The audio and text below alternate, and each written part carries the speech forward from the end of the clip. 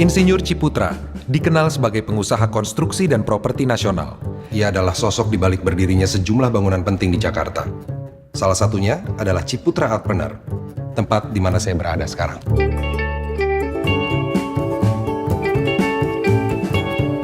Ciputra juga dikenal dalam dunia pendidikan dan pengembangan seni Indonesia. Namun tahukah Anda, apa kaitan Ciputra dengan kemajuan bulu tangkis tanah air?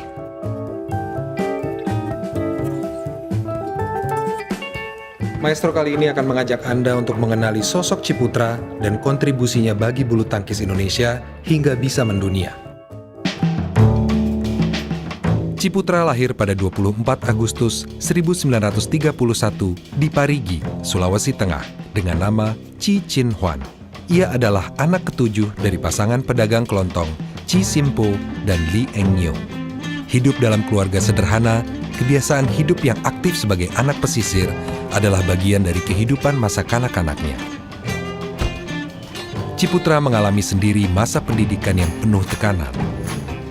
Ciputra baru berusia 12 tahun saat ayahnya wafat sebagai tawanan Jepang di penjara Manado tahun 1943.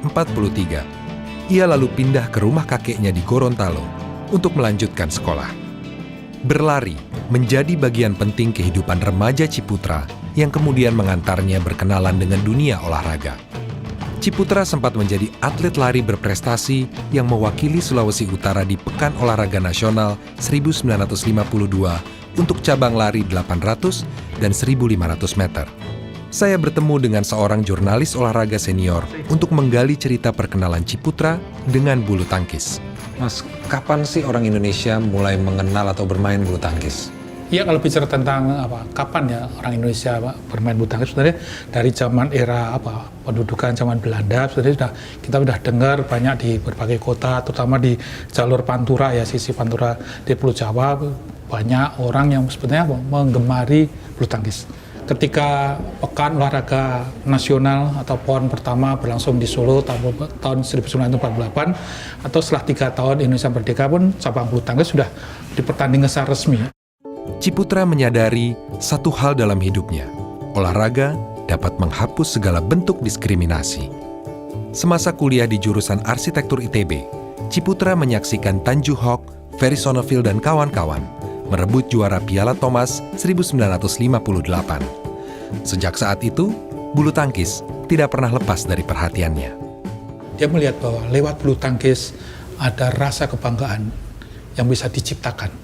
Kemudian tidak kalah penting, lewat bulu tangkis pula, dia melihat bahwa sebenarnya Indonesia sangat cocok dengan olahraga ini. Karena apa? Postur pemain Indonesia yang saat itu mungkin rata-rata 170-an, sepanjang mengandalkan kegesitan, kecepatan, itu sudah sangat cukup untuk mendukung prestasi bulu tangkis ini. Di usia 25 tahun, ia mengubah nama lahirnya Chi Chin Huan menjadi Ciputra. Chi diambil dari nama keluarga Chi dan Putra dalam bahasa Indonesia berarti anak laki-laki. Di akhir tahun 1960-an, Ciputra mulai dikenal sebagai pengusaha konstruksi.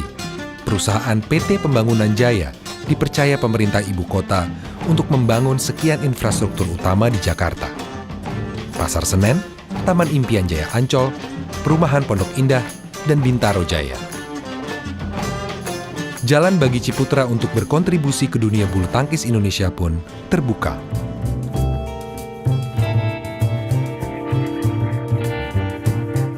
Atas restu Gubernur Ali Sadikin di tahun 1976, Ciputra menggagas terbentuknya perkumpulan bulu tangkis Jaya Raya. Ia melibatkan sejumlah mantan atlet bulu tangkis berprestasi untuk mengurus PB Jaya Raya. Imelda Wiguna adalah mantan juara ganda putri Uber Cup dan All England yang kini adalah ketua harian dari klub bulu tangkis Jaya Raya yang dibentuk Ciputra di tahun 1976. Halo, apa kabar? Baik. Ibu?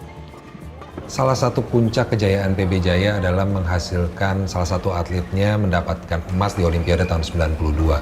Saya yakin ini merupakan perjalanan yang panjang dari tahun 70 dan tahun 80 di PB Jaya. Bagaimana kondisi PB Jaya di saat itu, Pak? Tahun 76 sebetulnya pertama kali dibangun PB Jaya Raya itu kondisinya ya lapangannya dan lainnya itu masih nyewa gitu di Kuningan. Kemudian kita punya kendaraan hanya motor Honda bebek gitu kan. Jadi wirawiri itu seperti itu. Dan karena dananya, anggarannya belum jelas, atlet-atletnya tuh masih bayar gitu, iuran. Jadi iuran per bulan ya, dan belum ada asrama gitu kan. Berusaha untuk ngirit gitu dengan cara salah satunya adalah kita minta kokok bekas dari pelatnas dan tiap hari itu nek wong Jawa ngomongnya dipeliriti gitu loh. Ya kan iya, ambil air itu dilurus-lurusin gitu. Dari pernikahannya dengan Dian Sumler yang dikenalnya sejak SMA, Ciputra dikaruniai 4 orang anak. Rina, lahir 1955, Junita, 1961, Cakra dan Chandra Ciputra di tahun 1964. Saya mendapat kesempatan menemui Pak Chandra untuk memahami sisi lain dari Ciputra. Kan papinya Paci kan meninggal yang muda, terus dibesarkan di keluarga saudara yang kelihatannya cukup keras. Jadi ada sedikit istilah ini bahasanya badung saya rasa. Tapi setelah orang makin dewasa kan berpikir harus punya mencari nafkah kerja, sehingga waktu SMA sekolahnya jauh lebih bagus karena memang orangnya intelijen, disiplin ya, dan kemauannya juga keras sekali. Paci orang yang sangat driven ya, dia mempunyai vision yang kuat, kemudian juga mempunyai strategic plan juga, dan juga punya action plan yang kuat. 4 kombinasi ini membuat Paci terus-menerus bekerja, mencoba merealisasi dream-nya. Entrepreneur itu memajukan supaya Indonesia lebih banyak entrepreneurs-nya. Kemudian yayasan-yayasan untuk menyumbang kiri kanan. Salah satu yang juga adalah di sport. Jadi Paci melihat bulu tangkis ini sesuatu yang Indonesia bisa terkenal di dunia. Bulu tangkis itu memang sangat berkembang gitu, sangat maju.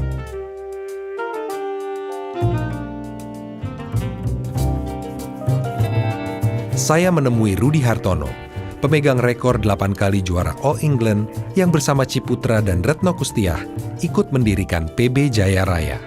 Ya, pertama kali sebetulnya udah lama sih ketemu dengan Pak Ciputra ini. Pada waktu saya juara mendapatkan rumah dari Pak Ci. Nah, satu-satunya yang kasih ya Pak Ci itu. Setelah itu Pak Ci menawarkan klub bulu tangkis. Dengan adanya penerus ini nanti siapa tahu bisa mendapatkan juara-juara lagi. Oh iya ya, bisa berpikir sampai sedemikian jauh. Kembali ke masa-masa awalnya terbentuknya PB Jaya Raya. Apa impresi Pak Rudi tentang Ciputra yang begitu cinta dengan bulu tangkis? Yang pertama adalah ketekunan dia. Tekun itu berarti dia melaksanakan terus-menerus tanpa memikirkan akibatnya. Akibatnya apa? Pendanaan. Karena tambah lama tambah besar ini. Susi Susanti mulai bergabung di PB Jaya Raya sejak Januari 1985 di usia 14 tahun. Susi Susanti adalah peraih medali emas pertama bagi Indonesia di Olimpiade 1992. Halo Niko, kabar baik. Senang sekali bisa ketemu. Ini foto tahun berapa ya, Mbak? Ini tahun 91. All England 91 betul sekali. Ini Olimpiade. Olimpiade 92 setelah itu ya. Pada saat saya di Tasik, saya kan mengikuti kejuaraan-kejuaraan daerah, kejuaraan-kejuaraan mungkin waktu itu per seni ya, antar SD seperti itu. Saya menjadi juara di Jawa Barat dan di situ saya mendapat panggilan. Karena kan Jaya Raya adalah klub besar. Biasanya di kejuaraan-kejuaraan daerah tuh klub-klub besar selalu memantau. Mungkin ada atlet-atlet yang punya potensi dari daerah. Di situ saya mendapat tawaran dan memberikan beasiswa, diberi beasiswa. Jadi di usia 14 tahun, akhirnya saya memutuskan untuk pindah ke Jakarta dan masuk ke PB Jaya Raya. Perjalanan Jaya Raya tentu tidak semulus itu. Ada masa-masa di mana masa-masa yang sulit ya. Boleh diceritakan nggak situasinya seperti apa? PB Jaya Raya mengalami satu kesulitan di mana waktu itu mungkin usahanya Om Ciputra mungkin terpengaruh dengan situasi ekonomi yang tidak menguntungkan ya waktu itu. Memang di klub sebetulnya banyak sekali teman-teman yang sudah pindah ya, karena kan mungkin dari latihan, lalu juga uang saku juga sudah tidak diberikan. Jadi waktu itu hanya tersisa saya dan juga Bambang Supriyanto berdua. Jadi sempat Om Cip waktu itu memanggil saya dan juga kedua orang tua saya. Jadi Om Cip mengatakan, Susi bagaimana dengan kamu? Hanya kamu berdua dengan Bambang yang tersisa di Jaya Raya. Kalau kamu keluar, kita akan tutup klub ini. Ya waktu itu saya mengatakan, Om, apapun yang terjadi saya akan tetap di sini. Kalau Om masih tetap ingin membangun Jaya Raya, saya akan tetap ada bersama Om. Akhirnya Om Cip, oke, kita bangun lagi dari awal. Dan kita ingin memberikan satu harapan baru untuk membina atlet-atlet muda. Dan tentunya untuk nanti ke depannya kita bisa memberikan prestasi untuk Indonesia. Yang menurut saya visioner sekali adalah dia memberikan saham perusahaan. Hasil dari investasi saham itu bisa digunakan untuk membiayai operasional, bahkan sampai kita bisa membangun gedung baru di Bintaro, Gor PB Jaya Raya saat ini. Nah, itu dia lakukan karena dia sadar mendidik atlet bulu tangkis itu dimulai dari usia sangat dini. Dan ini membutuhkan orang-orang dan juga biaya yang tidak sedikit. Nah, itu sudah dia pikirkan sejak awal. Apa yang membedakan PB Jaya Raya ini dibandingkan dengan klub bulu tangkis lain di Indonesia? Perbedaannya kalau klub lain mungkin fokusnya hanya melatih atlet-atlet bulu tangkis. Kalau kita selain melatih atlet-atlet bulu tangkis juga menjalankan sekolah yang kurikulumnya memang disesuaikan dengan kebutuhan atlet bulu tangkis untuk menjadikan atlet itu terampil di lapangan, tapi juga memiliki cukup pendidikan umum yang kita buktikan bahwa lulusan-lulusan dari sekolah ini juga bisa diterima di universitas-universitas. Setelah Rudi, Retno Kustiah, Imelda Wiguna, dan Susi Susanti, PB Jaya Raya terus mengorbitkan sejumlah pebulu tangkis berprestasi yang menjadi andalan pelatnas PBSI. Nama saya Rapli, umur 13, saya dari Gorontalo dan saya atlet PB Jaya Raya. Waktu itu ada audisi Jaya Raya di Manado. Udah saya ikut kan, terus saya juara 1, terus saya seleksi lagi di sini 6 bulan. Habis itu saya masuk sini 2020 awal.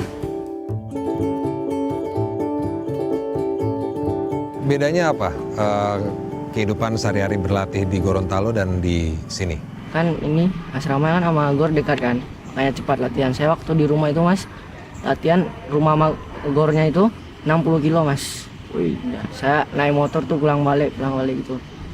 Hujan saya tetap berangkat. Saya kalau nggak latihan nangis mas.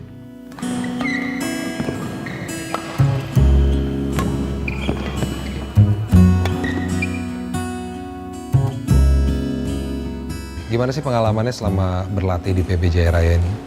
Di klub itu lebih kekeluargaan.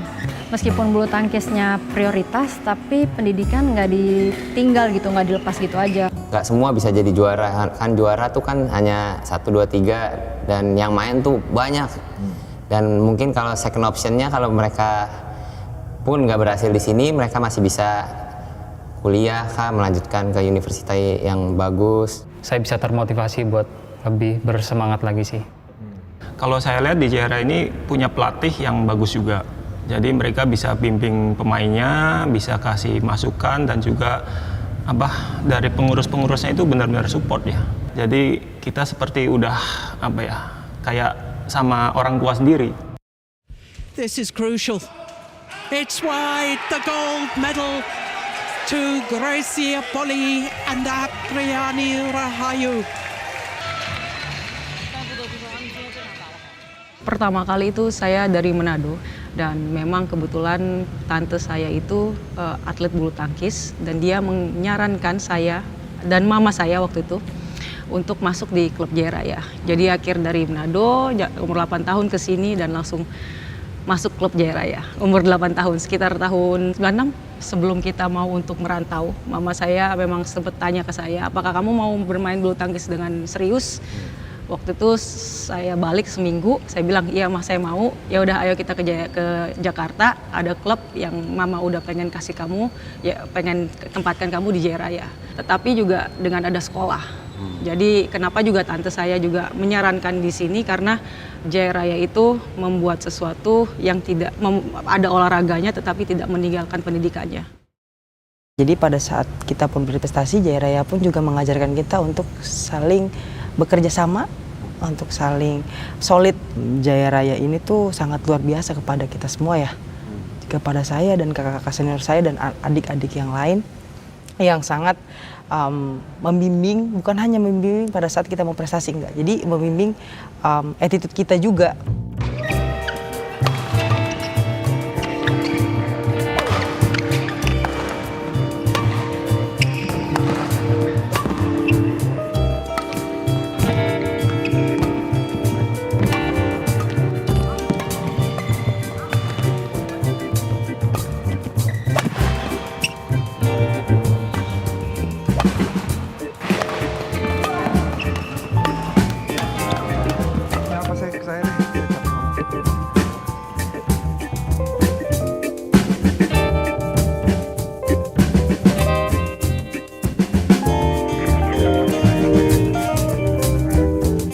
Indonesia dihantam oleh krisis ekonomi dan politik pada tahun 1998.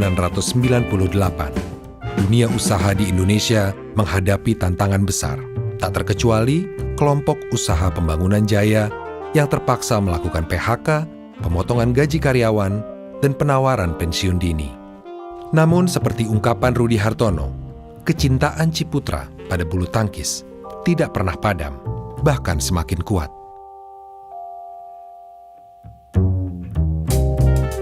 Jadi waktu Indonesia susah itu 98 sampai terjadi kerusuhan ya, unfortunately waktu itu. Paci tidak keluar negeri sama sekali. Jadi dia sangat tough, dia coba mengecilkan expenses semua, berusaha segala macam cara untuk ngomong dengan kreditor untuk keluar dari krisis. Jadi pada saat itu kan memang yang mendukung itu perusahaan-perusahaan itu kan. Nah, Pak Ci itu selalu di dalam meeting itu selalu nge-push mereka tuh untuk tetap komitmen mendukung PB Jaya Raya. PB Jaya Raya adalah cerminan dari visi Ciputra tentang pentingnya pendidikan dan penelitian. Sejak menempati lokasi latihan di area Bintaro, kegiatan berlatih dan belajar dilaksanakan berdampingan. Sport science, termasuk profil psikologi, diterapkan dalam merekrut dan mendidik atlet-atlet muda.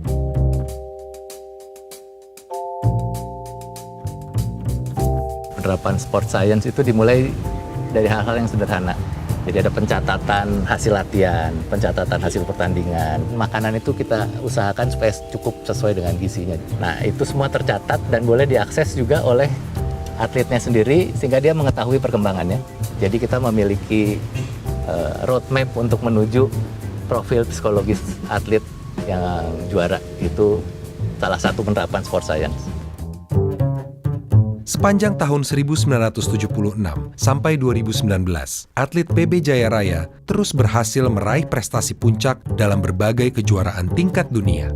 Pak Ci udah bilang sebagai manusia, orang mesti ada prestasi. Ya, mesti ada prestasi. Itulah beliau punya prinsip dalam hidup. Dan disiplin. Jadi bukan hanya mau prestasi tapi nggak ngapa-ngapain tuh, nggak berusaha, tetap begini bisa sukses dan melakukan olahraga ya mesti olahraga. Kalau mau menang ya mesti banyak praktis gitu. Dia pesan sama saya terakhir, kamu bukan hanya jadi juara, tetapi di video itu dia bilang kamu punya keluarga yang jadi berkat buat banyak orang. Kamu bisa jadi seorang pemimpin yang baik, kamu beri contoh adik-adik kamu yang baik, dan Pak Ci mendoakan selalu untuk Grace sukses di bidang apapun, dan itu direkam sendiri kita berdua, dan itu sama. Jadi Pak Ci itu betul-betul ikatan batin dengan saya memang cukup dekat gitu. Pada saat saya menjadi atlet, Om Cip selalu memberikan support, memberikan semangat. Pada saat mungkin saya kalah, Om Cip selalu menelepon juga, selalu hadir juga, ayo nggak apa-apa Susi kamu latihan lagi. Pada saat saya menang, Om Cip juga memberikan reward yang luar biasa kepada saya dan selalu mengajarkan bagaimana untuk bisa menjadi entrepreneur, integritas, kemandirian, hal itu yang selalu saya ingat. Mudah-mudahan dengan adanya meraih terus-menerus medali emas ini, ya orang-orang seperti Pak Ci ini akan muncul. Ketika Pak Ci nggak ada, tentu kita kehilangan banget sih, karena selalu memotivasi gitu. Dan saat beliau sakit juga, yang terakhir saya besuk ke rumah sakit itu yang dalam keadaan sakit sedang ini ya, HD di cuci darah tuh nonton TV tuh badminton pertandingan gitu kan. Jadi kecintaannya terhadap PB Jaya Raya itu yang membuat kita sampai dengan hari ini tuh selalu berusaha ingetin loh, Pak Ci tuh inginnya ini gitu.